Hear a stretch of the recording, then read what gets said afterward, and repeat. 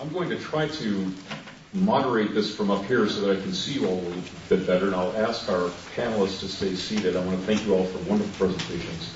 And just so we minimize movement and we maximize the amount of time for discussion, I'll try it like this to begin with. And we do have a microphone, it looks like, and we have the first question.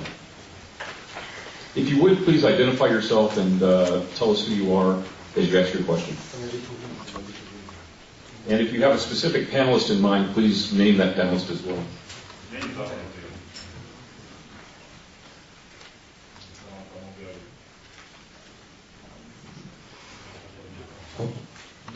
Dobrý deň, moje meno je Blašek Mário, ja som zo spoločnosti Oxys Capital. Ja by som mal otázku na pána Jägera. V prezentácii sa objavila v tej jednej časti taká vec, že ECB je stabilizačný faktor. Nie celkom dobre tomu rozumiem prečo.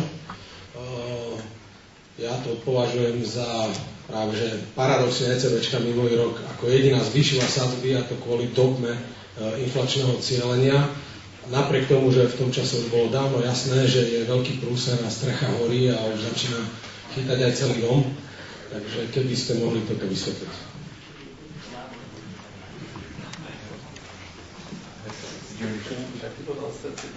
Could you tell us again exactly, more precisely, what you wanted to elaborate on?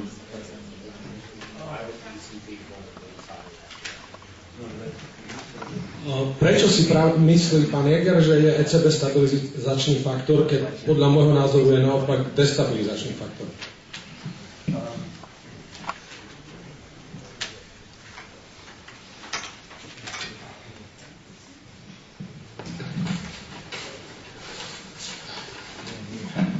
First of all, because of the ECB is independent, I think that's the main topic. That's what we really welcome. Because we see some examples of German Bundesbank, they also are independent, and politicians would love to influence it, and that's why it's the economical side and theory. I think ECB, they are independent, and so that's a guarantee for us to come out of the crisis. That's the main key. And if you have influence from France and Germany, we have a high interest maybe in inflation and other things. So they are independent, and they have to try with the Eurozone and these things to make everything moderate. So I think that's the answer. The good answer. I'd like to add one thing to that. The European Central Bank, I think, has done a better job than the Federal Reserve, because the European Central Bank is more focused on containing inflation. We got into this mess in large part because the U.S. Federal Reserve was creating too much money. It's sort of like you go out to a bar and you have 10 beers instead of 2 beers. Well, the solution to your hangover isn't to then have 10 more beers. The solution to your hangover is to take a couple of aspirin and learn a lesson about not drinking 10 beers the next night. And I'm afraid that the U.S. Federal Reserve got us into this mess with easy money, and some politicians are saying the solution is more easy money. Well, that's what got the world economy into such a mess in the 1970s. I don't want us to repeat that. Over here.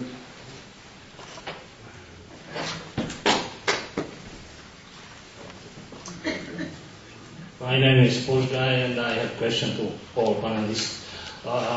Question is very short. Don't you think that the origin of all or most problem lies in fiat money? This question has, of course, two dimensions, moral and economic. Thank you.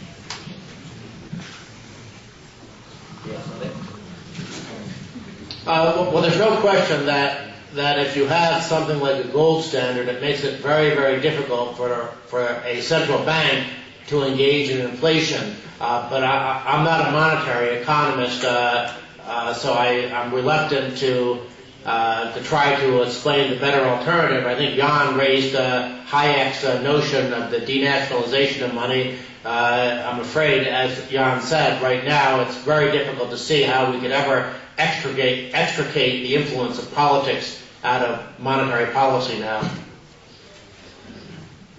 I want to insert a question here. Do you want to add something? Ja by som tomu len dodal, že áno, presne to, čo ste sa pýtali, súvisí s tým, čo som ja hovoril. To znamená, že pokiaľ sa nezmení spôsob, akým bude fungovať bankovníctvo, hľadiska toho, to je kľúčovej úlohy, to znamená poskytovanie aj nejakého prostriedku výmeny a nezabezpečíme to, aby sme namiesto papierikov, ktoré nemajú súvis s žiadnou reálnou hodnotou a teda rozvezujú centrálnym bankám na produkovanie akéhokoľvek množstva peňazí, aké si len budú želať, pokiaľ neukotvíme hodnotu peňazí na niečo reálne, tak vždy tento problém tu bude. Takže tá vaša otázka bola naprosto správna a bol by som rád, aby si to teda uvedomovalo čo najviac ľudí. I'll get back to you in just one second. I want to insert a question here, if I could use my moderator's prerogative. We've heard a lot of discussion this morning. I wanted to ask Dr. Gregg and Father Gornizo especially to answer this. We've heard a lot of discussion this morning on political influence on decision-making. We've heard a lot of discussion this morning on political influence on decision-making, monetary policy, fiscal policy. We heard the quotation from Alexis de Tocqueville about the potential self-defeating nature of democracy. The market depends on people to make rational decisions based on good information. These same people are voting for the very politicians that the panel is accusing of making bad policy. Is that possible? Then, first of all, are the same people who are making these bad political decisions capable of running a free market collectively? And secondly, should those same people be allowed to vote in politicians who will take away what the panel seems to think is the more moral, just form of government?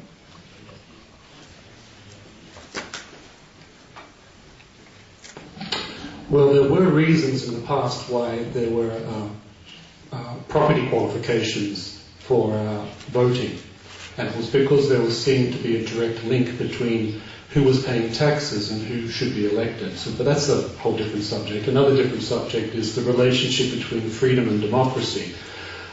Never make the mistake of assuming that democracy somehow automatically means that the society is going to be free. Democratic societies are entirely capable of voting themselves into forms of despotism. We see this probably most vividly in Chavez's Venezuela right now, where basically in return for promising to do certain things, and by which he means essentially expropriating the property of people who he considers to be wealthy, people vote for him to do that. So there's a particular problem there. The question about fiat money is also interesting because I've often argued that to the extent that fiat money makes it easier for governments to engage in inflationary policies, they actually enable governments to arbitrarily devalue existing assets, which I regard as a form of stealing. So it's a nice moral argument to make against inflationary policies. But yes, I do think there is a particular problem when you have significant portions of the population who over time now have a vested interest in making sure that either government intervention is extended or existing entitlement programs are maintained, because in a democratic system they are a voting bloc, and there's a axis of evil, one might like to say, between those politicians who will promise those constituencies that they will keep those entitlements as long as those votes keep coming to them. This is not just a problem, of course, in Western Europe. This is also increasingly, I would argue, a problem in the United States as well. Father Gornizo, do you want to add something? I would just add a few things, namely that this was one of Milton Friedman's preoccupation with the notion of concentrating economic power where political power is.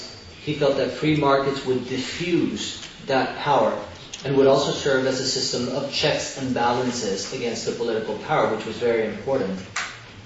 He also felt that it was very important, clearly, that the lack of virtue that you're alluding to that could lead to some problem in the free market is not something that the free market is creating, right? The lack of virtue or greed, as we hear plenty of talk about, which I think is a very unhappy term that has been used even by the free market side. I don't think it is greed that leads capitalists to invest. But in any case, there seems to me there is no more greedy system than socialism. That took your entire private property away, your freedom, the possibility to pursue happiness as you desired. So virtue is not really controlled by economic interest in that sense. I think the free market does promote a temperance in some of those problems, and much more certainly if all the power is concentrated politically and economically in one entity. Mr. Williams? Otázka vzťahu medzi ekonomikou a trhom na jednej strane a demokraciou a politickým systémom na druhej strane je veľmi zaujímavá a existujú na ňu tóny literatúry. To, čo chcem povedať v tejto súvislosti, čo považujem za dôležité, je, že ja osobne si myslím, a predpokladám, že ľudia v tomto paneli, že sú niektoré princípy, ktoré o nich sa nemôže rozhodovať, napríklad súkromné vlastníctvo, nemalo by sa rozhodovať cez demokratický systém rozhodovania a väčšinový systém rozhodovania. Tie sú svojím spôsobom akoby absolútne voči nejakým kolektivistickým riešeniam, ktoré by na ne nemali siahať. Vieme, že naše ústavy sú napísané tak, že takmer v každej krajine to tak je. To znamená, že politici môžu siahnuť aj na vlastnícke právo pod zástierkou verejného záujmu, pod ktorý sa dá zmestiť úplne všetko.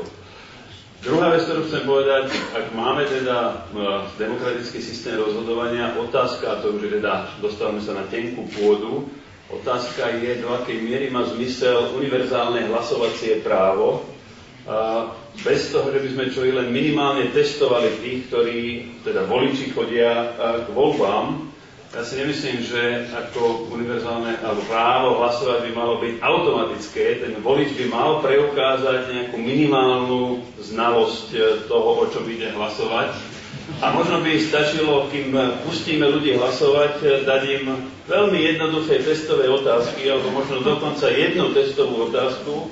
Stačí, keď sme pustili, alebo za oprávnených voličov uznali len tých, ktorí by správne odpovedali na otázku koľko je 3x3, a možno máme o 40% menej oprávnených voličov.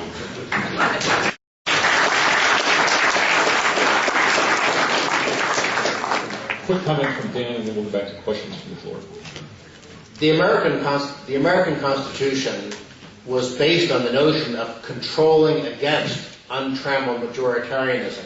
The notion that your free speech, your free exercise of religion, your private property was not subject to the tyranny of the majority. 51% of the people under the American Constitution are not supposed to be able to steal from 49% of the people. Now that's eroded a little bit, which is why among some free market people in America there's a very popular T-shirt that has a statement on it: democracy is two wolves and a sheep voting what to have for lunch. All right, I want to try to get 3 questions and then group them and let the panel respond as they wish. Let's start here.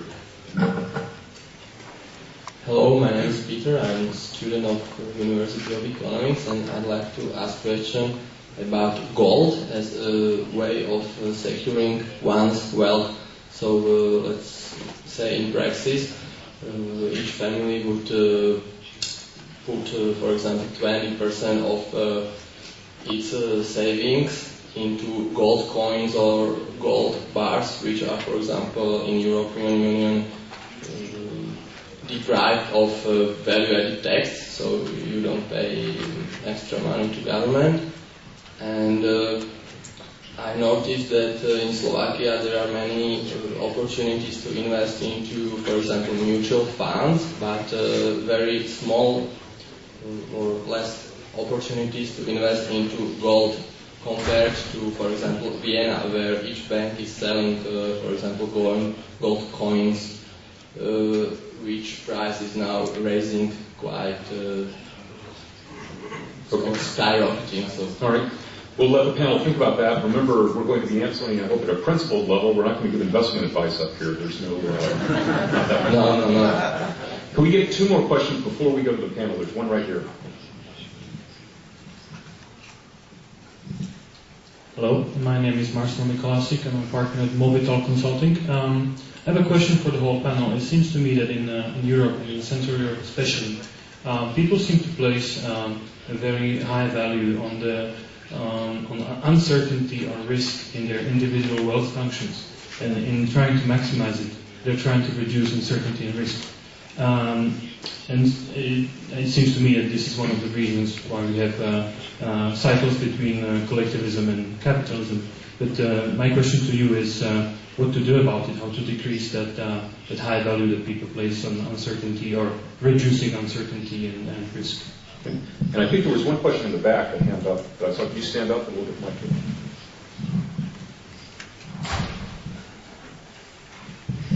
Ďakujem, ja by som mal možno, moje meno je Lukáš Krivošík a mal by som možno viac filozofickú otázku. Hayek hovoril, že pravidlá trhu sú často našimi inštinktami nemilované, že sú odmietané a náš rozum ich racionálne sú často nepochopené aj veľmi vzdelanými ekonomami a že široká verejnosť trh akceptuje často len vďaka určitým tradíciou a náboženstvom prenášanými zásadami. A moja otázka by bola na pána Nauca Gvarnizákna, katolíckeho kňaza, že aká je možno úloha katolíckej cirkvi alebo cirkevnej vrchnosti v upriamení zásad na, povedzme, vlastnícke právo, na dodržiavanie dohôd, aby, povedzme, biskupy nepôsobili socialisticky. A na pána Oravca zase ako na liberála, či liberáli, ktorí v Európe často vyznievajú veľmi, povedzme, antiklerikálne, protinábožensky, či týmto nepodrývajú v podstate tú tradičnú alebo tradíciami prenášanú základňu slobodného trhu. Ďakujem. Okay, let's start with maybe the first two questions. Michael, would you start us off? I think it's a question of trust.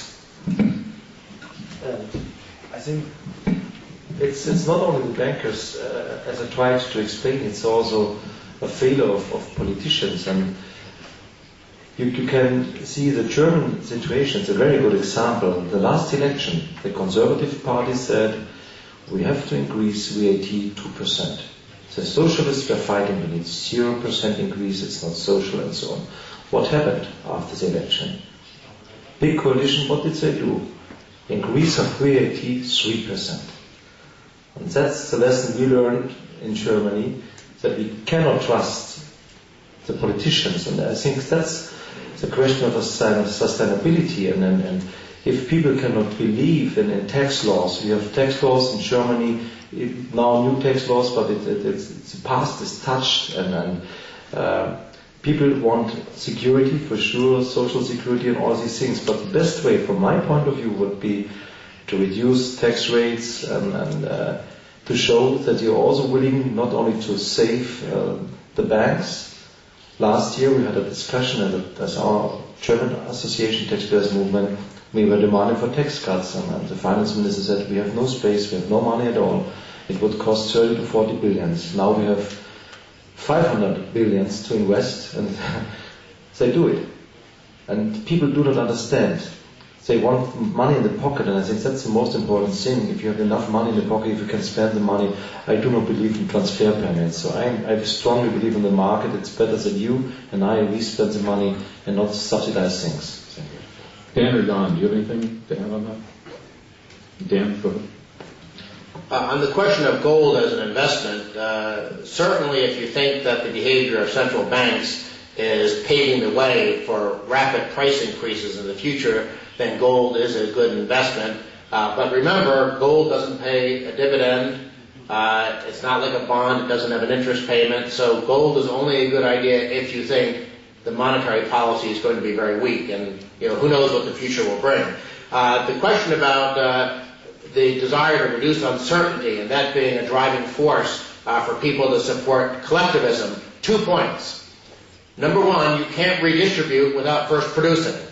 And so if everyone in your society decides that they just want to mooch off the taxpayers, what happens if everybody decides that there aren't any people producing anything to pay the taxes? So you want to be very careful you don't create an incentive system where people decide that sitting back and watching TV and drinking beer all day is better than going out and producing.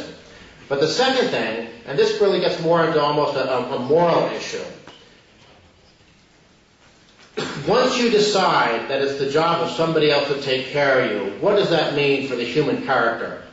We have a population of people in America who have their housing provided by government, their food provided by government, their health care provided by government, everything provided by government for those people. Who are they? They're called prisoners in our jail system. And I view the welfare state almost as a prison for the human soul. You don't achieve anything. You don't accomplish anything. You're not out there being an individual, acting on your individual abilities and contributing something to society. I think that destroys something in the human character. And so when I look at the welfare state, and I look at the growth and the number of people who just figure out, I can scam the system and not work and just have an easy life, go to the beach, drink beer, at the end of the day, their lives don't mean anything. And I think that's why the welfare state is so destructive. I don't want to turn America into a giant prison. Yeah.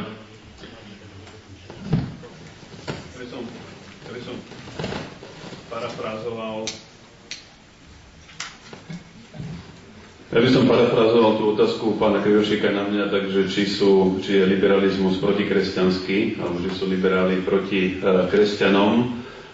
V každom prípade liberalizmus je aj, tak ako je typické, tolerantný aj v tejto otázke, čiže ponecháva na rozhodnutie človeka, aby si on sám rozhodol, či chce byť kresťan alebo chce byť ateista.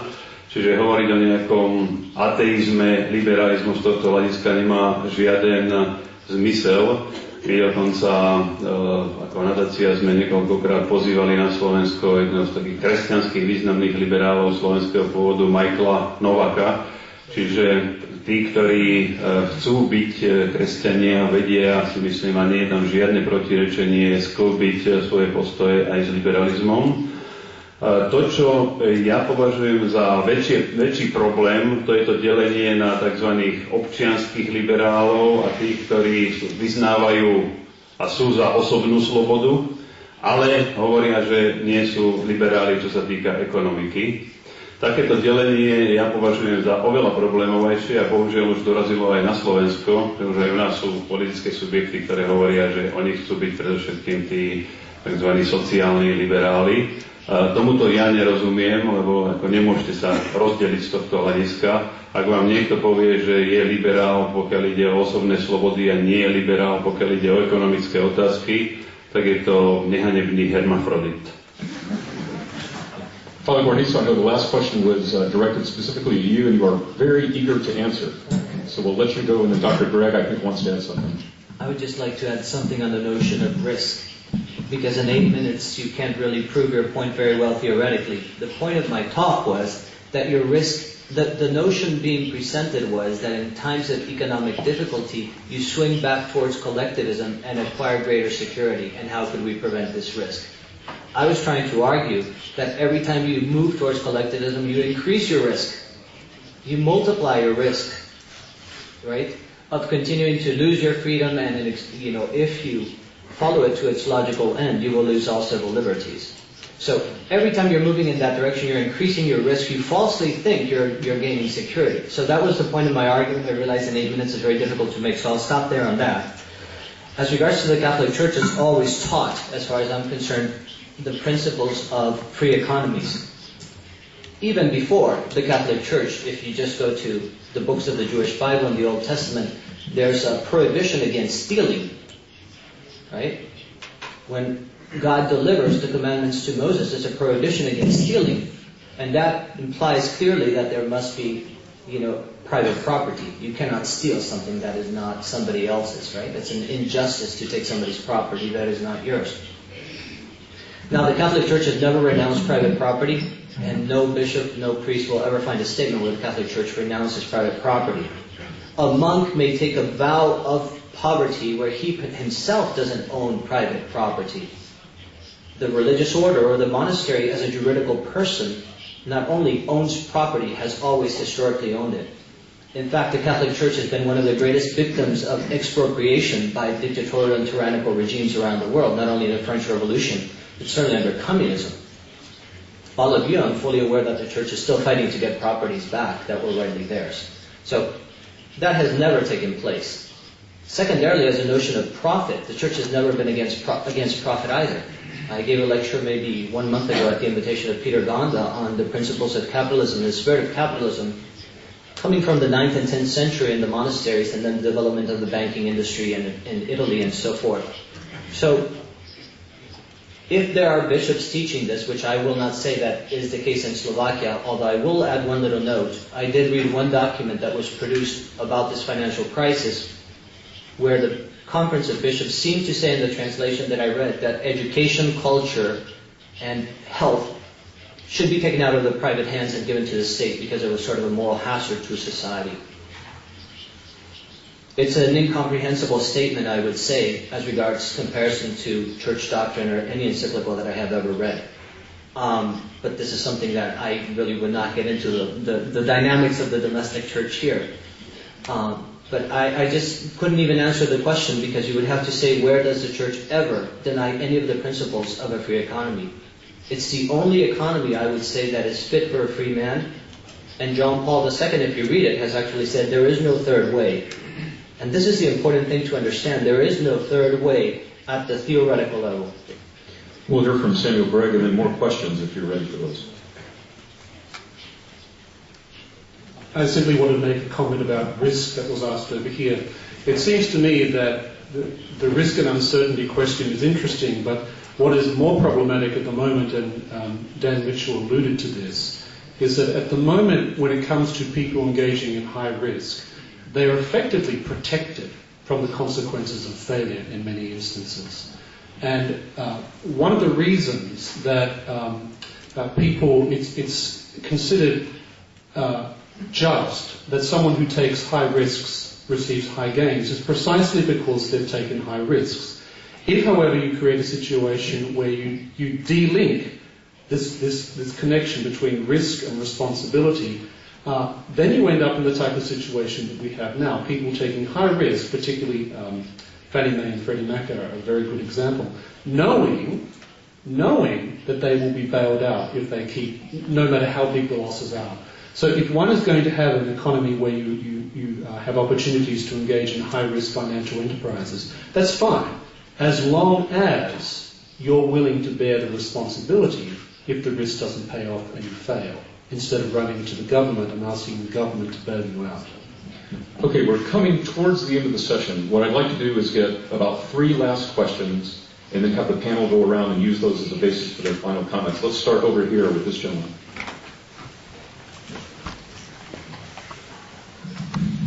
Dobrý deň, môj meno je Rádocký. Chcem sa spýtať nasledovnú vec. O kríze sme zatiaľ hovorili hlavne z politicko-technologickej záležitosti. Predpokladám, že páni za panelom sú hlavne ekonómovia. Ale jedna otázka si myslím je tiež dôležitá, možno by stála za celý panel. A síce to otázka psychologická. Podľa mňa veľkú úlohu v tom, že sa stále hovorí o kríze, hrá aj panika. Dostať voličov, dostať daňových poplatníkov do situácií, že sa ocitnú v panickom strachu a musia v krátkej dobe rozhodovať. Väčšinou rozhodovania pod tlakom paniky sú iracionálne, skratové. Moja otázka je tá, či súhlasia páni, že panika tu hrá dôležitú úlohu. Druhá otázka, či je tá panika cielená alebo len náhodná. Ďakujem. Could we get the gentleman here with the glasses? Thank you. Ernest Geze, Fórum pre verejné otázky. Chcem sa nás spýtať, sloboda bez zodpovednosti pravdepodobne nemôže fungovať. Je to len ilúzia. Príčinou tejto krízy zrejme je kríza zodpovednosti, konkrétne napríklad bankových manažerov. Chcem sa spýtať, či sa v tých vládnych protikrízových opatreniach uvažuje s zvýšením zodpovednosti bankových manažerov. A druhá otázka, v akom časovom horizonte sa nadobudne alebo zvýši dôvera v bankový americký sektor, teda tak, aby človek si mohol vložiť do americkej banky peniaze a nemusel sa báť, že len príde. Okay, for the last question, I've been ignoring the front of the room, so let's come up here.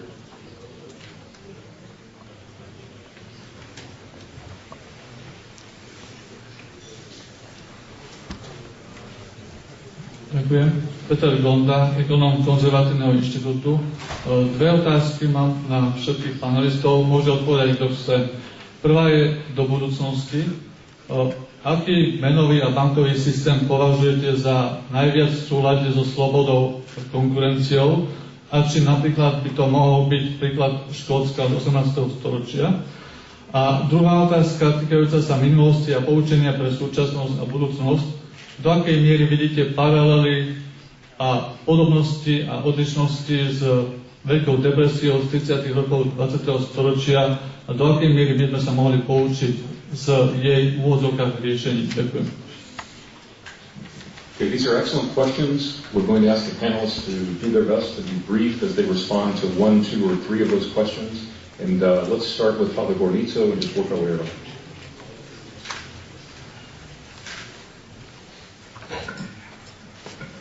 As regards to the notion whether fear plays a role or not, I think it's pretty evident that that's the case. And obviously that's very difficult to measure. But it's clear that there is fear, and I think there's some empirical evidence for that. But it's also clear that what is more significant, and I would say, is what is done with that fear, if that's manipulated to gain control over people's freedoms, as somebody was asking. They run for false security, and that is promoted in order to concentrate power. I think that may be indeed the case, and I'll give you one example, Argentina.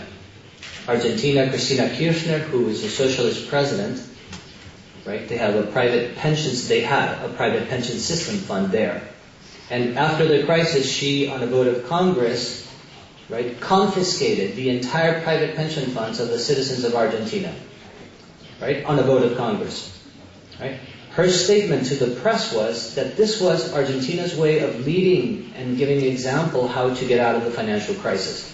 Now we know, I don't have time to go into this, but you know that Argentina was defaulting on, their debts, and Venezuela was not able to bail them out because the oil prices have dropped.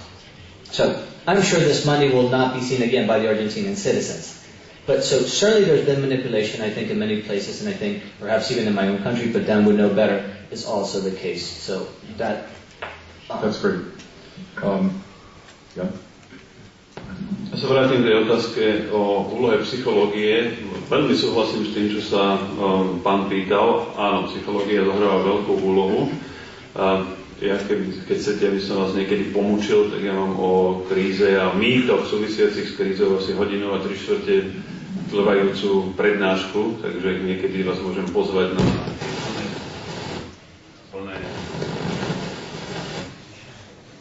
na plné znenie, ale v súvislosti s psychológiou ja sa snažím aj v rámci takýchto vystúpení hovoriť, že áno, zohrávajú úlohu a môžeme si to pozrieť na Slovensku evidentne, pretože ľudia čítajú o kríze aj predtým, než sa ich ešte priamo dotkne, tak samozrejme psychologicky to na nich vplýva a majú z toho čítania a počúvania z médií o globálnej kríze taký intenzívnejší pocit, že kríza je, než mali, povedzme, v roku 1989, kedy sme a v nasledujúcich 2-3 rokoch, kedy sme evidentne prechádzali výrazne vyššou krízou, ekonomickou krízou, než je to dneska, alebo koncom 90. rokov, kedy sa niečo podobné na Slovensku zopakovalo. Čiže my máme skúsenosť, priamu osobnú skúsenosť s väčšími krízami, než je tá dnešná. Ten rozdiel je práve v tom, čo ste sa vypýtali.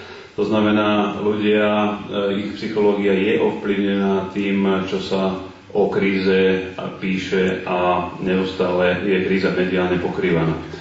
Druhá vec, tam bola ešte otázka, aký systém je najkompatibilnejší s princípom slobody, čo sa týka finančníctva a bankovníctva. Zase nebudem o tom hovoriť, ale dám vám len tip. Vygooglujte si Free Banking System na internete a ten vám vráti určite veľa článkov, ktoré hovoria, že tento koncept je popísaný.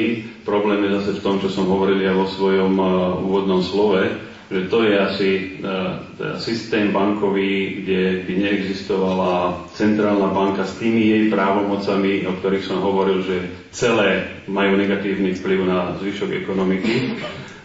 Tak tento systém je teoreticky popísaný a je dôležité, aby možno sme prešli ešte niekoľkými poriadnejšími krízami, aby sme už nemali iné možnosti len sa k tomuto systému dostať. Takto vo svete totiž to býva, že tie najrozumnejšie riešenia sa prijímajú až vtedy, keď všetky tie hlúpe už boli vyskúšané.